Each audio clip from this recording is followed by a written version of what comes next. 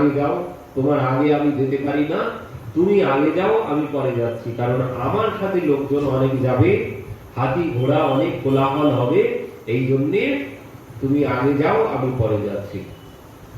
তো এই কথা শ্রবণ করে দিন দশে ইহা সব করি সমাধান, তোমার পাছে পাছে আমি করিব প্রয়াণ। বলছেন 10 দিনের মধ্যেই আমি সব সমাধান করে আমি তোমার পিছনে পিছনে চলে যাচ্ছি। তবে মহাপ্রভু তারে আসিতে আজ্ঞা দিলা, নীলাচল চলে প্রভু আনন্দিত হইয়া। যেই পথে পূর্বে প্রভু করিলা গমন, সেই পথে চলিল প্রভু দেখি বৈষ্ণব গণ। যাহা যায় উঠিল হরিধ্বনি করি, দেখিয়া আনন্দ বড় পাইলা গৌর হরি। যাওয়ার সময় যে পথ দিয়ে প্রভু গিয়েছিলেন সেই পথ দিয়েই তিনি ফিরছেন, আর সেই পথে যাদের সাথে দেখা হচ্ছে প্রভুকে, যারা দর্শন করছে সবাই প্রভুকে দর্শন করে আর বলতে হচ্ছে না, এবার প্রভুকে দর্শন করে সবাই দুয়ার তুলে হরি বল হরি বল হরি বল ধ্বনি, হরিধ্বনি দিচ্ছেন সবাই পথে। আর এই দেখে প্রভু বড় আনন্দ পেয়েছেন। তবে প্রভু আহা, যেই পথে প্রভু পূর্বে করিলা গমন, সেই পথে চলিলা প্রভু দেখি বৈষ্ণবগণ। যাহা যায় উঠে লোক হরিধ্বনি করি, দেখিয়া আনন্দ বড় পাইলা গৌর হরি। আলালনাথ আসি কৃষ্ণ দাস পাঠাইলা, নিত্যানন্দ আদি নিজ গণ বুলাইলা। আলালনাথে মহাপ্রভু এসে উপস্থিত হয়েছে। এবার সঙ্গে ছিলেন কে? কৃষ্ণদাস। এতদিন সঙ্গে কৃষ্ণদাস ছিলেন, তো সেই কৃষ্ণদাসকে তিনি এবার পাঠিয়েছেন নিত্যানন্দ প্রভুর কাছে। যাও সংবাদ দাও আমি এসে গেছি। তো কৃষ্ণদাস তিনি এসে সংবাদ যখন দিয়েছেন, আলালনাথ আসি কৃষ্ণ দাস পাঠাইলা, নিত্যানন্দ আদি নিজ গণে বুলাইলা। প্রভু আগমন শুনি নিত্যানন্দ রায়, উঠিয়া চলিলা প্রেমে দেহ নাহি পায়।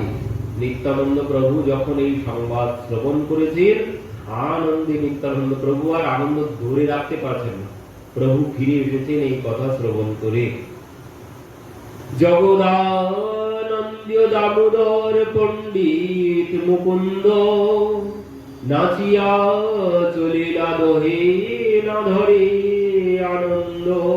সবাই নাচতে নাচতে চলেছেন, আনন্দে নিয়োগপন হয়ে পড়েছেন। গোপীনাথ আচার্য চলে আনন্দিত হইয়া, প্রভুরে মিলিলা সবে পথে লাগ পাইয়া। প্রভু প্রেমাবেশে সভা কইল আলিঙ্গন, প্রেমাবেশে সবে করে আনন্দে ক্রন্দন। প্রভু সবাইকে আলিঙ্গন করছেন, যাদেরকে দর্শন করছেন, আর সঙ্গে সঙ্গে সবাই কি করছেন? সবাই আনন্দে কাঁদতে শুরু করেছেন। আনন্দেও চোখে জল এসে যায়, এই জন্য সবাই কাঁদতে শুরু করেছেন। প্রেমাবেশে সবে করে আনন্দে ক্রন্দন। সার্বভৌম ভট্টাচার্য আনন্দে চলিলা, সমুদ্রের তীরে আসি প্রভুরে মিলিলা। এবার সার্বভৌম ভট্টাচার্য তিনি এসেছেন সমুদ্রের তীরে, প্রভুর সাথে সার্বভৌম ভট্টাচার্যের মিলন হয়েছে। সার্বভৌম মহাপ্রভুর পড়িলা চরণে, প্রভু তারে উঠাইয়া কইল আলিঙ্গনে। প্রেমাবেশে সার্বভৌম করেন ক্রন্দনে, সব সঙ্গে আইলা প্রভু ঈশ্বর দর্শনে। সার্বভৌম সহ সবাইকে এবার নিয়ে প্রভু জগন্নাথ মন্দিরে এসে উপস্থিত হয়েছেন। জগন্নাথ দেখি প্রভু প্রেমাবেশে হইল, কম্প শের পুলক অস্ত্র শরীরে ভাসিল। প্রভুর মধ্যে অষ্টসাত্ত্বিক বিকার জেগে উঠেছে জগন্নাথ দর্শন করে। বহু নৃত্য কইল প্রভু প্রেমাবিষ্ট হইয়া, পান্ডা পাল সব আইলা প্রসাদ মালা লইয়া। আমার পান্ডার দল সবাই প্রভুর কাছে এসে উপস্থিত হয়েছেন, কেউ প্রসাদ, কেউ প্রসাদী মালা নিয়ে এসে প্রভুর কাছে উপস্থিত। মালা প্রসাদ পাইয়া তবে প্রভু স্থির হইলা, জগন্নাথের সেবক সব আনন্দে মিলিলা। এবার জগন্নাথের প্রসাদী মালা যখন প্রভুর গলায় পরিয়েছেন, প্রভু তখন স্বাভাবিক অবস্থায় এসেছেন। পান্ডারা সবাই দেখে বড় আনন্দ পেয়েছেন। কাশী মিশ্র আসি পড়িলা প্রভুর চরণে, মান্য করে প্রভু তারে কইল আলিঙ্গনে। জগন্নাথের পরিছাসি প্রভুরে মিলিলা, প্রভু লইয়া সার্বভৌম নিজ ঘরে গেলা। কাশী মিশ্র আসি পড়িলা প্রভুর চরণে, মান্য করি প্রভু তারে কইল আলিঙ্গনে। জগন্নাথের পরিছা আসি প্রভুরে মিলিলা, প্রভু লইয়া সার্বভৌম নিজ ঘরে গেলা। জগন্নাথের সেবক আরো আরো সেবকরা সবাই এসে প্রভুর সঙ্গে দর্শন করলেন প্রভুকে। পরবর্তীতে সার্বভৌম ভট্টাচার্য প্রভুকে নিজের ঘরে নিয়ে গেলেন। মোর ঘরে ভিক্ষা বলি নিমন্ত্রণ কইলা, দিব্য দিব্য মহাপ্রসাদ অনেক বানাইলা। সার্বভৌম ভট্টাচার্য প্রভুকে ভিক্ষা দেওয়ার জন্য অনেক দিব্য দিব্য প্রসাদ তৈরি করলেন। ভিক্ষা করাইয়া তারে করাইল শয়ন, আপনে সার্বভৌম করেন পাদ সংবহন। প্রভু ভিক্ষা গ্রহণ করেছেন, পরবর্তীতে প্রভু যখন বিশ্রাম গ্রহণ করছেন, সার্বভৌম ভট্টাচার্য নিজে চরণ সেবা করছেন প্রভু। এবার সেই রাত্রি তার ঘরে রহিলা তার পিতে, সার্বভৌম সঙ্গে আর লইল নিজগণ। তীর্থযাত্রা কথা কইল জাগরণ। বললেন সেখানে থেকে সমস্ত ভক্তবৃন্দের সাথে প্রভু তীর্থের সমস্ত কথাবার্তা বললেন। প্রভু কহে এত তীর্থ কইলা পর্যটন, তোমার সব বৈষ্ণব না দেখি লো একজন। কি বলছেন?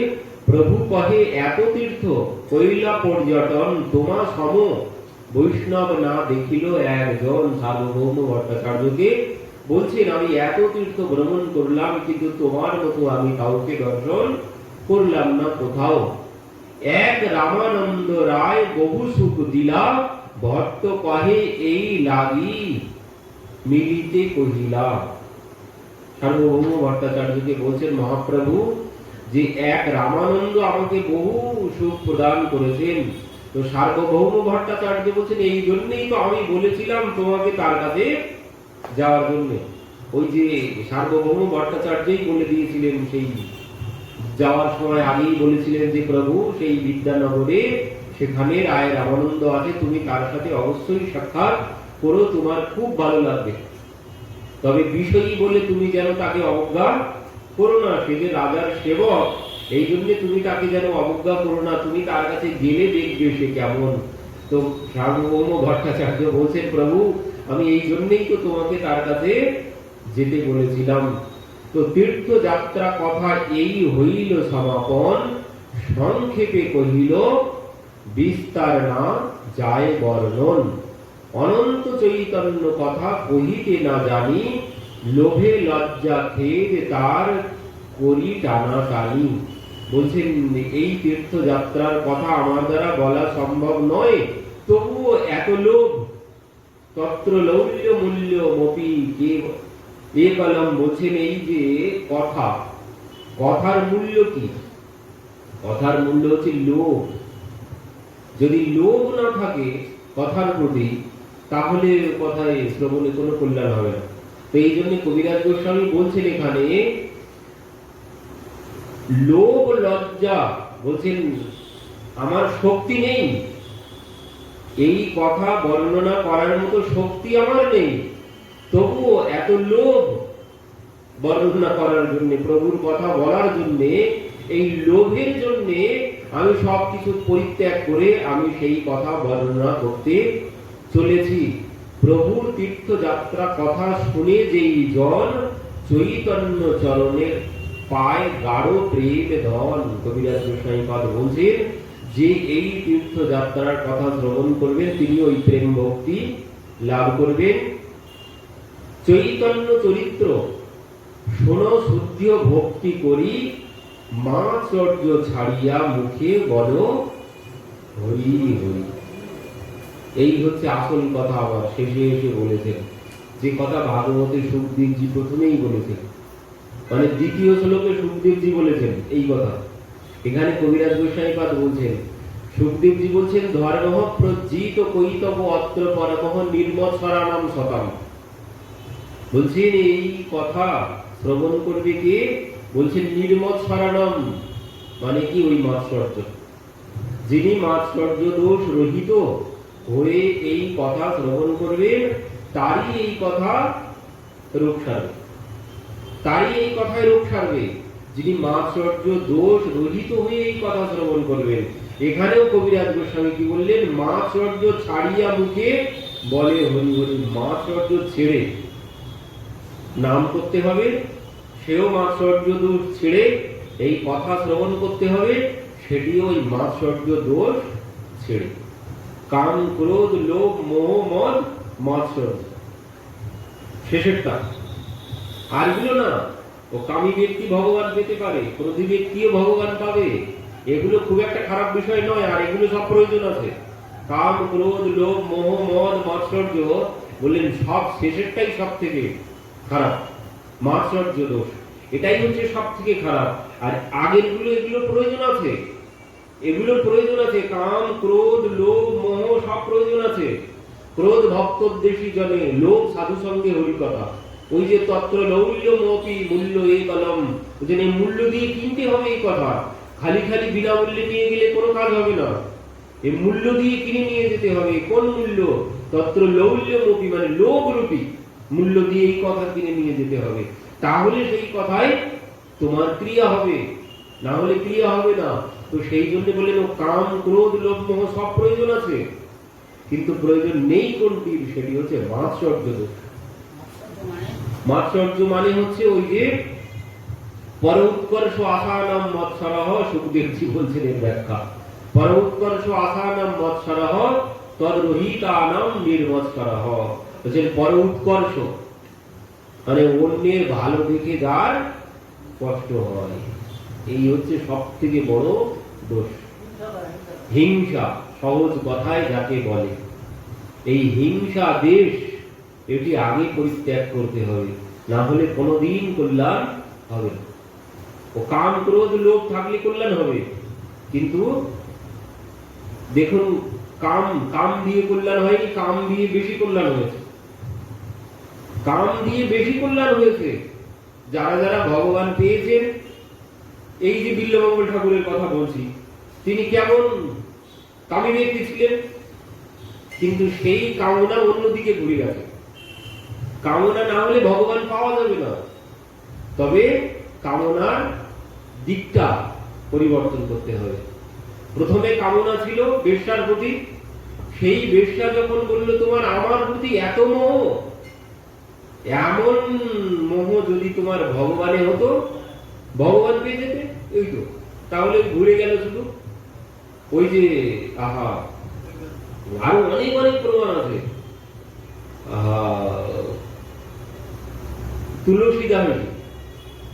তুলসীদাসজি, তারপর আরো যেন ওই যে কালিদাস, সেও নিজের পত্নীর প্রতি, তুলসীদাসজিও সব একই, সবাই নিজের পত্নীর প্রতি তাদের এত মোহ, পত্নী ছাড়া এক মুহূর্ত থাকতেই পারে না। পত্নী চলে গেছে তো পত্নীর পেছন পেছন বাপের বাড়িতে গিয়ে উপস্থিত, শ্বশুর বাড়িতে। পত্নী বলছে দেখো আমি একটুখানি এসেছি একটা দিনের জন্য, তুমি একটা দিন বাড়িতে থাকতে পারলে না, আমার প্রতি তোমার এত লালসা, এই রক্ত মাংসের শরীরের প্রতি এমন লালসা যদি ভগবানে হতো, তুমি তো ভগবান পেয়ে যেতে। আর এই কথাতেই তারা ভগবান পেয়ে গেছে। এই কথার জন্য তাদের কামনা অন্যদিকে ঘুরে গেছে, আর সঙ্গে সঙ্গে তারা ভগবান পেয়ে গেছেন। তো এই কামনা না হলে ভগবান পাওয়া যাবে না। যে যত বেশি কামী ব্যক্তি সেই তত সহজে ভগবান পাবে। যে যত বেশি কামী ব্যক্তি সেই ভগবান পাবেন তাড়াতাড়ি। কারণ ওই কামনা বেশি না থাকলে, কামনা না থাকলে কিছুই পাওয়া যাবে না। তো ভগবান পেতে গেলেও কামনা চাইতো, এও তো একটি কামনা পাওয়ার জন্যে। তো এই সংসারের কামনা বাদ দিয়ে ওই কামনাটা ভগবত মুখী ঘুরিয়ে দিতে হবে শুধুমাত্র, আর কিছু না। মুখটা শুধু ঘুরিয়ে দিতে হবে, দিলেই ভগবান পাওয়া যাবে। তো এই জন্য কামনা চাই, কামনা ছাড়া কিছুতেই চলবে না। তো কাম, ক্রোধ, লোভ, মোহ সব প্রয়োজন আছে। ক্রোধ ভক্ত বেশি জানে, যিনি ভক্ত বিদ্বেষী, ভগবান বিদ্বেষী, সেখানে ক্রোধ করতে হবে, সেখানে ক্রোধ করতে হবে। স্বয়ং ভগবান ক্রোধ করছেন। হিরণ্যকশিপু ক্রোধে এমন হুঙ্কার করেছেন, পৃথিবী প্রলয় হয়ে যেতে বলেছে। ভগবানও ক্রোধ করছেন। তো ক্রোধও প্রয়োজন আছে। শুধু বললে হবে না যে ভক্ত ক্রোধ করবে কেন, ভক্তের ক্রোধ থাকবে কেন। ক্রোধেরও প্রয়োজন আছে। ভক্ত ক্রোধ করে কখন দেখুন, সাধু সন্তগণ তারা অভিশাপ কেন দেন? সাধু সন্ত বসে আছে, সেখানে গিয়ে তাকে যখন ডাকাডাকি করলো কেউ, সঙ্গে সঙ্গে তাকে তিনি অভিশাপ দিয়ে দিলেন। কেন অভিশাপ দিলেন? এই জন্য অভিশাপ দিলেন কারণ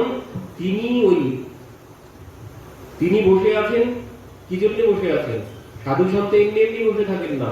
সাধু সন্ত সর্বক্ষণ ভগবানের চিন্তনের মধ্যে, ভগবানের লীলা কথার মধ্যে ডুবে থাকেন, ভগবানের লীলা কথার মধ্যে ডুবে থাকেন।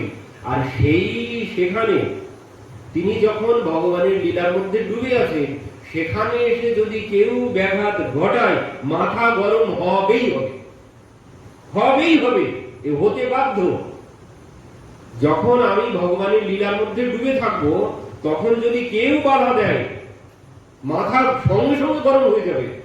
আর এই দোষ মানে হিংসা, অন্যের ভালো দেখে যে হিংসা, এই মাৎসর্য দোষ তোমাকে পরিত্যাগ করতেই হবে। না হলে কোনোদিন নিজের কল্যাণও হবে না, তোমার দ্বারা জগতেরও কোনো কল্যাণ হবে না। যদি মাৎসর্য দোষ থাকে, তুমি যদি অন্যের ভালো দেখে সহ্য করতে না পারো, কোনোদিন কল্যাণ হবে না। তো এই জন্যে দেখুন, কবিরদাসজি বলছেন, ওই রায়দাসজি বলছেন, মন চাঙ্গা তো কাঠুতি পেয়ে গঙ্গা। ভগবান কি বলেছেন? ভগবান কি বলেছেন? তুমি এই ভাগবত শ্রবণ করো, তুমি এই কথা শ্রবণ করো, তুমি সাধু সঙ্গ করো, না হলে আমাকে পাবে না। ভগবান কি বলেছেন? না, ভগবান কোথাও বলেছে তুমি সাধু সঙ্গ করো, তুমি ভাগবত প্রত্যেক দিন শ্রবণ করো, তুমি এত এত নাম জপ করো, তারপর তুমি আমাকে পাবে? কোথাও বলেনি। ভগবান বলেনি, ভক্তরা বলেছে। ভগবান কোথাও বলেননি। ভগবান কি বলেছেন? ভগবান বলছেন, নির্মল মন জন সৌমোহে বাবা, মোহে কপট ছল ছিদ্র না ভাবা। ভগবান এই কথা বলেছেন, নির্মল মনজন সৌমোহে পাবা, যে নির্মল সেই আমাকে পাবে। আর বলেননি যে ভাগবত শুনবে সে আমাকে পাবে, না, ভগবান বলেননি কোথাও। এগুলো সব ভক্তরা বলেছে। সুখদেবজি বলেছেন, ব্যাসদেবজি বলেছেন, দেবর্ষি নারদ বলেছেন, যিনি ভাগবত শ্রবণ করবেন তিনি ভগবানকে পেয়ে যাবেন। ওই যে সুশ্রু সুবিস্তর শোনা, সুখদেবজি বলছেন এই ভাগবত যিনি শ্রবণ করবেন তিনি সাথে সাথে ভগবান পেয়ে যাবেন। কে বলেছেন? সুখদেবজি। ভগবান বলেননি। ভগবান বলেছেন নির্মল মনজন সৌমোহে পাওয়া, যার মনটা নির্মল হয়েছে সেই আমাকে পাবে। তো এবার এই মন নির্মল করবো কি করে? মন নির্মল করার জন্যই কথা শ্রবণ। ওই যে মন চাঙ্গা তো কাঠদ্বীপে গঙ্গা, রায়দাসজি বলছেন মন চাঙ্গা তো কাঠদ্বীপে গঙ্গা। তো এই মন চাঙ্গা বানাতে হবে, অন্য কোনো কিছু নয়। শ্রবণ করলে ভগবান পাওয়া যাবে না, ওই মন চাঙ্গা করতে হবে, মন সরল করতে হবে, ওই মাৎসর্য দোষ মন থেকে বার করে দিতে হবে, তাহলে ভগবান পাওয়া যাবে। এই ভাগবত শ্রবণ করে ভগবান পাওয়া যাবে না, ও নাম করেও ভগবান পাওয়া যাবে না। তুমি যদি ওই যে একখানে সম্ভবত কবিরদাসজির কথা কি বলছেন, কাট सूत मिलकर क्या करे, फेरने वाला कुकुत সুতো আর কাঠের মালা, ও ঘুরিয়ে কি লাভ হবে? যিনি ঘোরাচ্ছেন তিনি যদি কুকুর মানে খারাপ হন, তিনি যদি খারাপ হন তাহলে কি হবে? ও সুতো আর কাঠে কি করবে? কোনো কাজ হবে? আমি যদি খারাপ হই তাহলে ও কাঠে সুতোয় কোনো কিছুতে কোনো কিছু হবে না। তো আগে কি বললেন? আগে আমাকে নির্মল হতে হবে, তারপরে ওই নামে ক্রিয়া হবে, তার আগে নয়। এ কথা শ্রবণে তখনই ক্রিয়া হবে যখন আমি নির্মল হতে পারবো। মন আমার যখন নির্মল হবে, মন আমার যখন চাঙ্গা হবে, মন যখন পরিষ্কার হবে, তো তখনই ক্রিয়া হবে, তার আগে নয়। তার আগে ভগবান পাওয়া যাবে না। তো এই মন নির্মল করার জন্য এই কথা শ্রবণ, এই নাম জপ কিসের জন্য? মন নির্মল করার জন্য, অন্য কোন উদ্দেশ্য নয়, ভগবান পাওয়ার জন্য নয়। এ কথা ভগবান পাওয়ার জন্য নয়। ভগবান কি বলছেন? আমি যেমন পাঠিয়েছিলাম তুমি যদি তেমন থাকতে পারো, তেমন ভাবে যদি আমার কাছে আসতে পারো, সঙ্গে সঙ্গে আমি তোমাকে পুনরায় নিয়ে নেব আমার কোলে। আমি যেমন তোমাকে পাঠিয়েছিলাম, কিন্তু যেই পাঠিয়েছেন এখানে সঙ্গে সঙ্গে আর কি তেমন আছি নাকি? যেই এখানে এসেছি সঙ্গে সঙ্গে সেই তুলসীদাসজি বলছেন না, ওই আহা মানে সুখদেবজি কি বললেন? সুখদেবজি বললেন যে দেখো পিতা আমি যাব না। 12 বছর বসে আছেন মায়ের গর্ভে সুখদেবজি। তো ব্যাসদেবজি বলছেন যে বাবা তুমি ভূমিষ্ঠ হও, তোমার মা তো কষ্ট পাচ্ছে। তো উনি বলছেন আমি যাব না। কেন? বলছেন আমি গেলেই ওই মায়া আমাকে ঘিরে ধরবে, আমি ওখানে যাব না। তো এই জন্যেই ওই যে গর্ভের মধ্যে তিনি মায়া মুক্ত ছিলেন। এখানে যেই আসবেন সঙ্গে সঙ্গে মায়া আবদ্ধ হয়ে যাবেন। তো এই মায়া মুক্ত হওয়ার জন্যই কথা, এই কথা মায়া মুক্ত হওয়ার জন্য তুলসীদাসজি বলছেন সেই বৃষ্টির ফোঁটা, বৃষ্টির ফোঁটা যখন পড়ে তখন কি হয়? যতক্ষণ ভূমি পড়ত ভাব ভাব আর পানি, বলছেন ওই যতক্ষণ না বৃষ্টির ফোঁটা ভূমি স্পর্শ করছে ততক্ষণ পরিষ্কার থাকছে। কিন্তু যেই ভূমি স্পর্শ করছে আর পরিষ্কার থাকছে না, আগের মতো আর পরিষ্কার থাকবে না, কাদার সাথে মিশে কাদা হয়ে যাবে। তো আমাকে পরিষ্কার হওয়ার জন্য এই কথা, এই নাম, ওই মালা জপ কিসের জন্য? ওই পরিষ্কার হওয়ার জন্য, ওই নির্মল হওয়ার জন্য। নির্মল হওয়ার জন্য, ভগবান পাওয়ার জন্য নয়, নির্মল হওয়ার জন্য। তিনি বলেছেন তুমি যেমন আমি তোমাকে পাঠিয়েছি তেমন তোমাকে আমার কাছে ফিরে আসতে হবে। কিন্তু এখানে যেই এসেছি সঙ্গে সঙ্গে কাম ক্রোধ লোভ মোহ মদ মাৎসর্য রূপী কাদা মেখে কাদার সাথে মিশে কাদা হয়ে গেছে। আর এই জন্যেই এত কিছু ব্যবস্থা। এখন কি সেই সরলতা আছে নাকি? এখানে যেই এসেছি সঙ্গে সঙ্গে মায়ার মধ্যে পড়ে নানান রকমের জটিলতা এর মধ্যে এসে উপস্থিত হয়েছে। এই জন্যে ওই যে সুখদেবজি নির্গ্রন্থায় পুরক্রমে, নির্গ্রন্থি হতে হবে, কোন গাঁট থাকলে হবে না। গ্রন্থি মানে গাঁট। সুখদেবজির শরীরের মধ্যে কোনো গাঁট নেই, কোনো গাঁট নেই, সমস্ত গাঁট রহিত মানে গিরু, কোনো গিরু নেই, একদম নির্মল, কোনো গাঁট নেই। তো অমন নির্মল হতে হবে। কোনো গাঁট থাকলে তাকে পাওয়া যাবে না যতদিন না নির্মল হতে পারছি। যদি কোনো গাঁট থাকে সেই গাঁট খোলার জন্য আবার আসতে হবে। যদি কোথাও কোনো পেজ পড়ে যায় ওই পেজ খোলার জন্য আবার আসতে হবে। যতদিন ওই সহজ সরল সোজা না হতে পারছি ততদিন এই চক্র থেকে বাইরে যাওয়ার কোনো পথ নেই। এই যে এই সংসার চক্র, এটি কি সেই অভিমন্যু যে চক্রব্যূহের মধ্যে প্রবেশ করেছিল, অভিমন্যু চক্রব্যূহের মধ্যে প্রবেশ করে আর বাইরে বার হতে পারেননি। সপ্তরথীরা এসে তাকে ঘিরে ধরে ফেলল। তো এই অভিমন্যু নয়, এই অভিমন্যু আমাদের প্রতীক, আমরাই সব। আমরা ওই সংসাররূপী চক্রব্যূহের মধ্যে প্রবেশ করেছি। এর থেকে বাইরে বার হতে গেলে ওই মন্ত্র একটাই, নির্মল। এর থেকে বাইরে বার হতে গেলে নির্মল হতে হবে। নির্মল ছাড়া কিছুতেই এর থেকে বাইরে বার হওয়া সম্ভব নয়।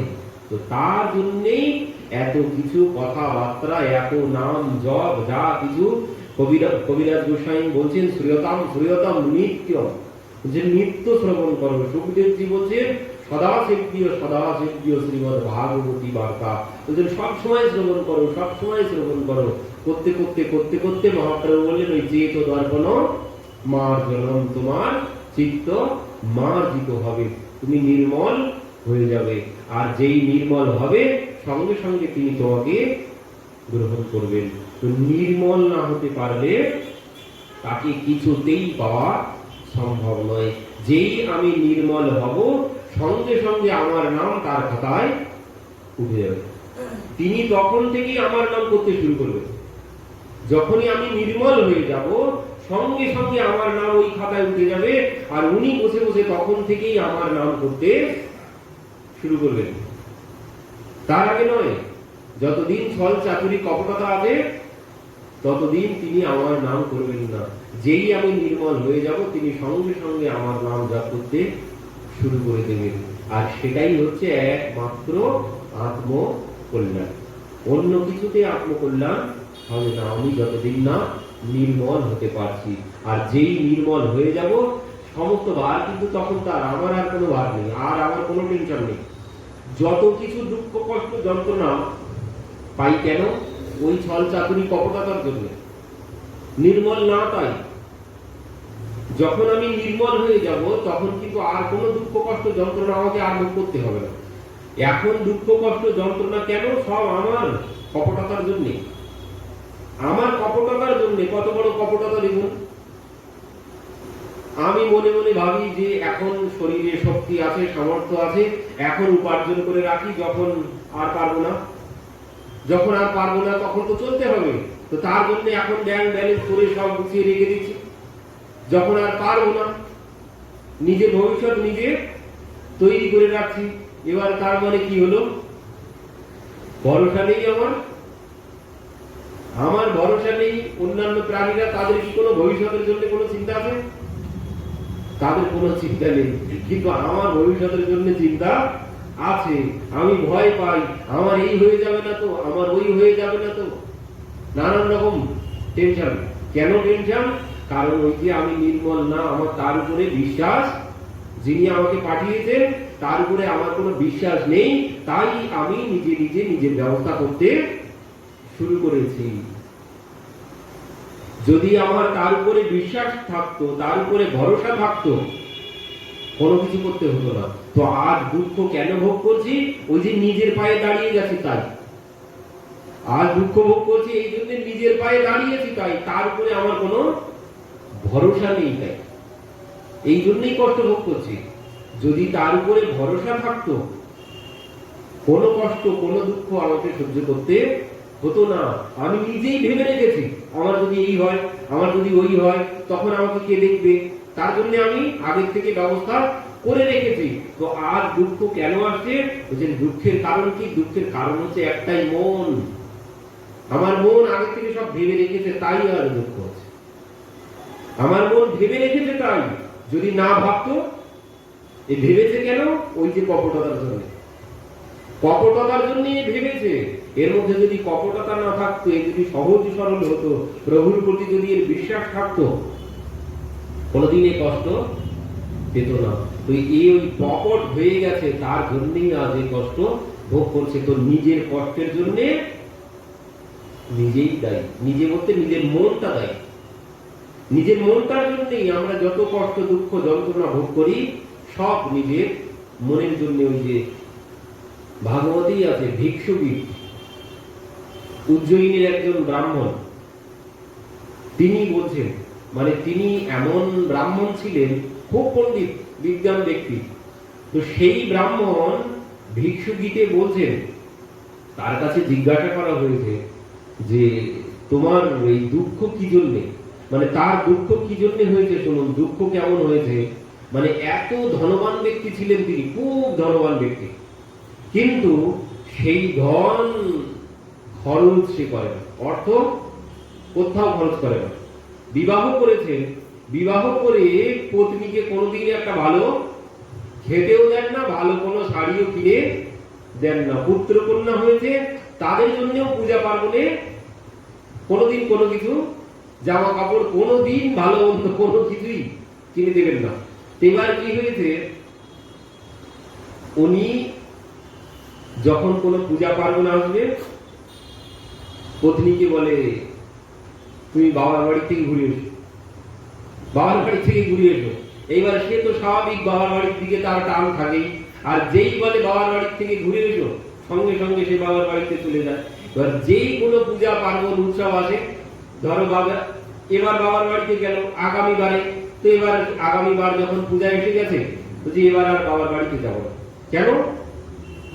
আগে যাও। কেন? তোমার ওটি তোমার পিতা না, তোমার পিতা মাতা কত আনন্দ পাবে তুমি যদি তাদের সাথে থাকো উৎসবের সময়।